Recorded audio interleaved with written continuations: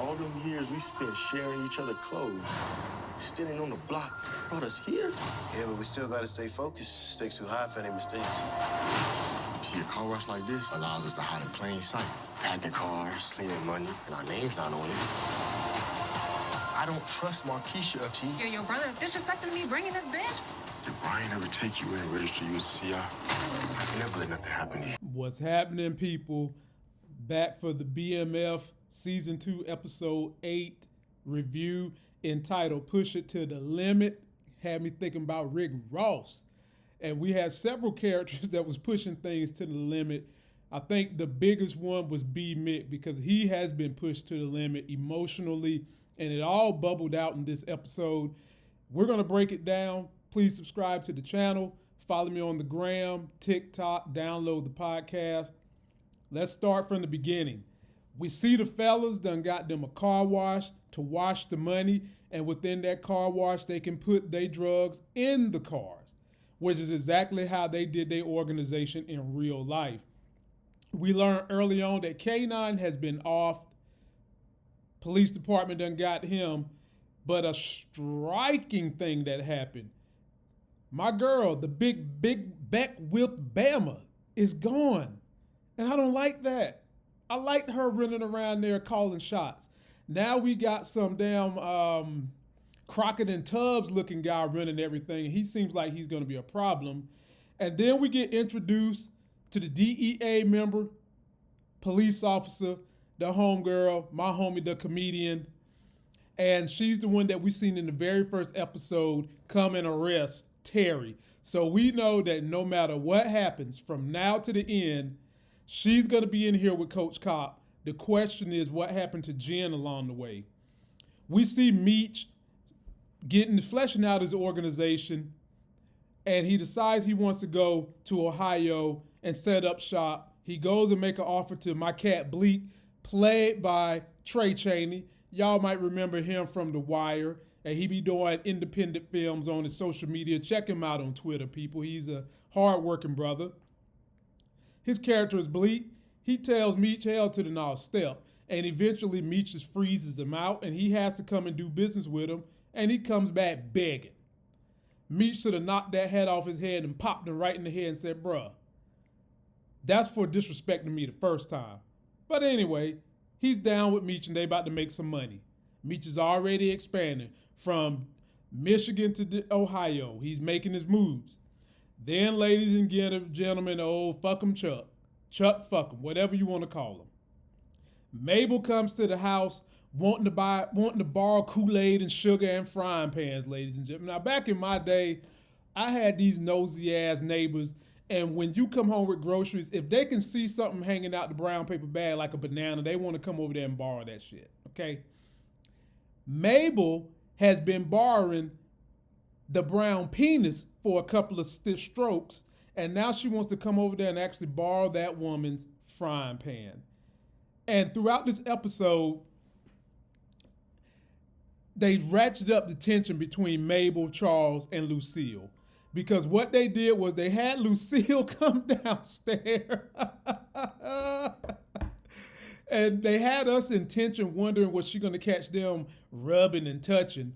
And what happens was Chuck was handing her the frying pan. And then in the bitchiest move ever, tea was offered to Mabel from Lucille, and Mabel took the damn tea. Ladies and gentlemen, that is the makings of a crazy bitch. And I've also said commonly, the craziest ones are the best ones in bed. But we saw when Chuck got to the easy rest, Chuck couldn't get it up. Chuck got chucked. And I'll talk about the fallout of that in a minute, but are y'all respectful to what Mabel did? Mabel broke it off with him. Or do y'all think she broke it off with him because Chuck couldn't get it up? She went into the story about how her and her husband were swingers and how back in the day, the husband started liking the girl they were swinging with more than her.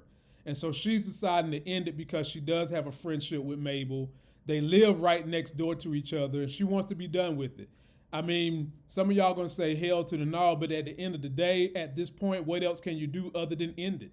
You know, she could keep on being disrespectful, keep the thing going. The only thing you can do is end it at this point in time.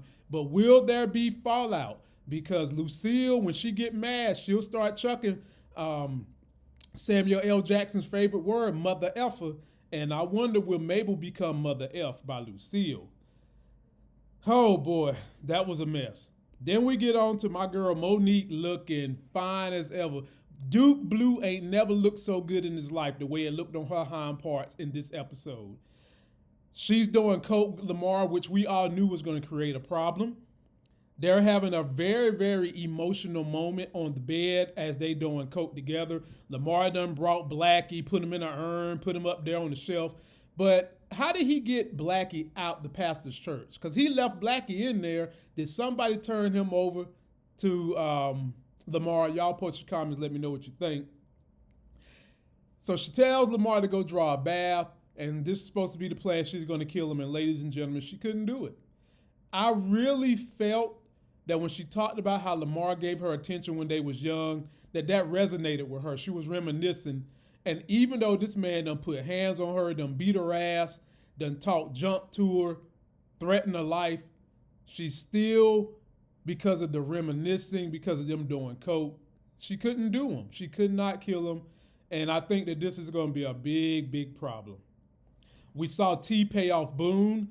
And of course, they had to give us a whole nother Lala naked Anthony scene. And ladies and gentlemen, I talked junk about Lala and everything on her body being plastic like Rubbermaid, but damn it, it looked good today. Kato, be more careful. All that looked good. I'm back on the Lala bandwagon, ladies and gentlemen.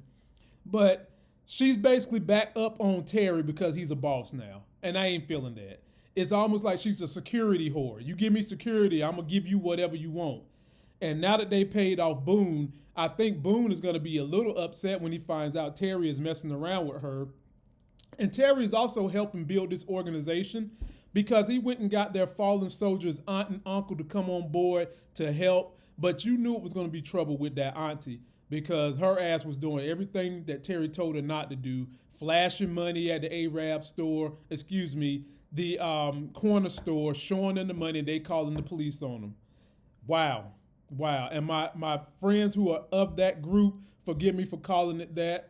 That was something that we used to do back in the day. I fully know it's wrong to call y'all that, so forgive me for that.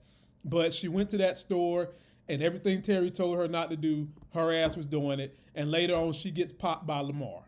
Lamar's tracking them, so they're going to have to make some better moves and see what they can do.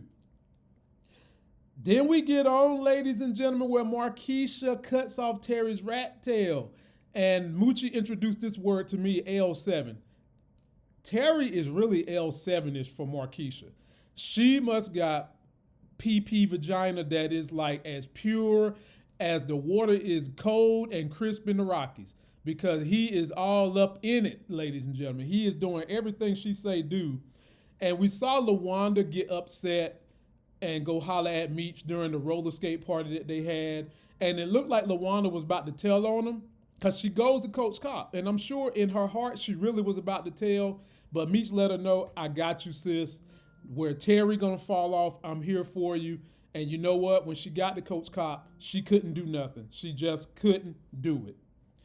And then, ladies and gentlemen, at that roller skate scene, Chuck pops up, smiles at his wife. He's roller skating with his wife. He's happy with his wife.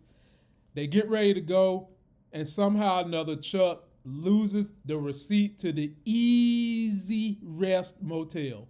Now, let me tell you how Chuck messed up. First of all, you don't go to an Easy Rest Motel where they give you a receipt physically like that.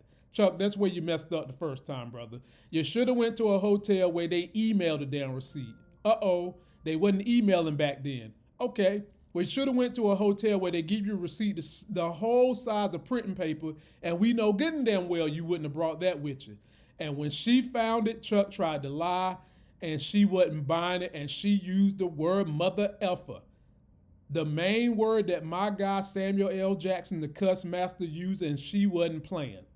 And so I have no idea how this is going to turn out because Chuck didn't really reveal who he's sleeping with, but I know she is going to be going up and down the road trying to figure out who the hell he been sleeping with. And when she find out is that Mabel, she might take that same frying pan that Mabel borrowed and go upside her head with it, Post your comments and let me know what you think about that situation. Boy, that was premium TV for me. I was sitting over here just laughing. Coach Cop and Jen, they pull Khaled. Khaled is the guy that Jen saved from the burning house that time. We find out that he's military, and you no doubt know it was some drugs in that truck, but because of that relationship he had with Jen, she kind of gave Coach Cop a look like, bruh, let him go. But ladies and gentlemen, the most exciting thing that happened, I know there was a whole lot of y'all that didn't want to see this. Coach Cop and Jen got it in. Coach Cop hoisted them oriental panty drawers up in the air. She let her hair down, and did y'all see how instantly the gray hair that she had disappeared after she got some of that Coach Cop penis? Her hair was all black again.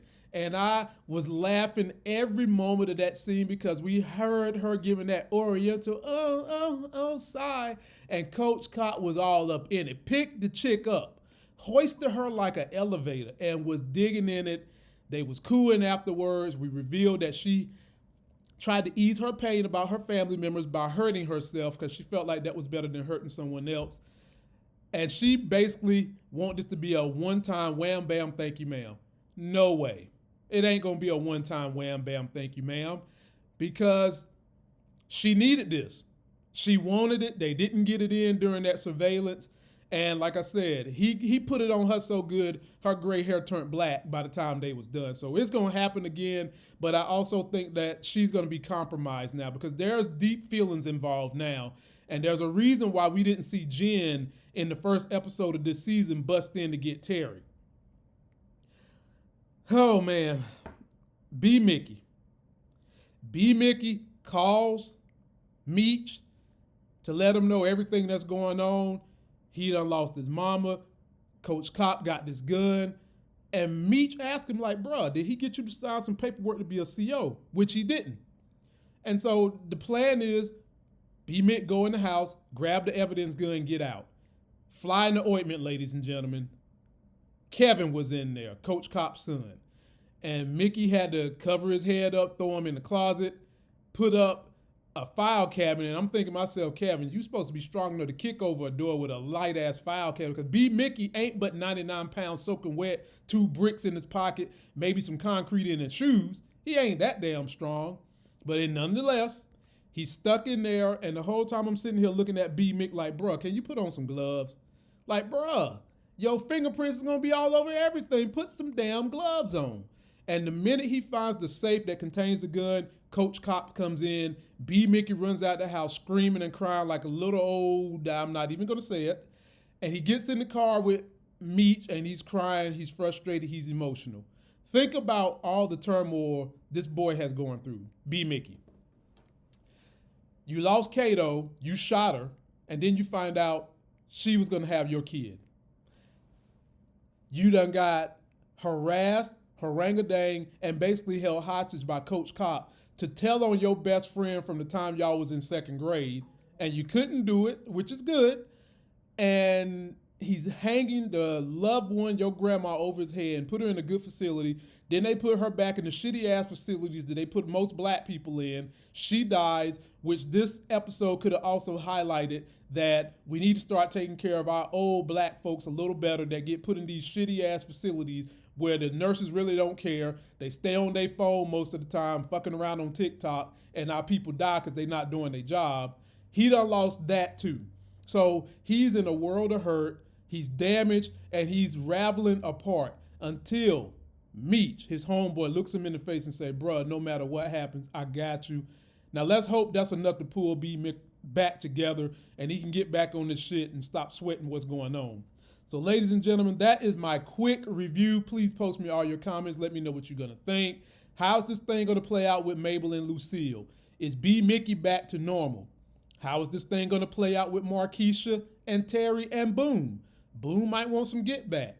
And furthermore, how will Coach Cop respond to someone breaking into his house, damaging his stuff, and throwing his son, his only begotten son, in the closet? That's going to do it for this video. Don't forget to like the video, comment, subscribe, get that life game. Till that next sexy as hell video, my people. I'll see you.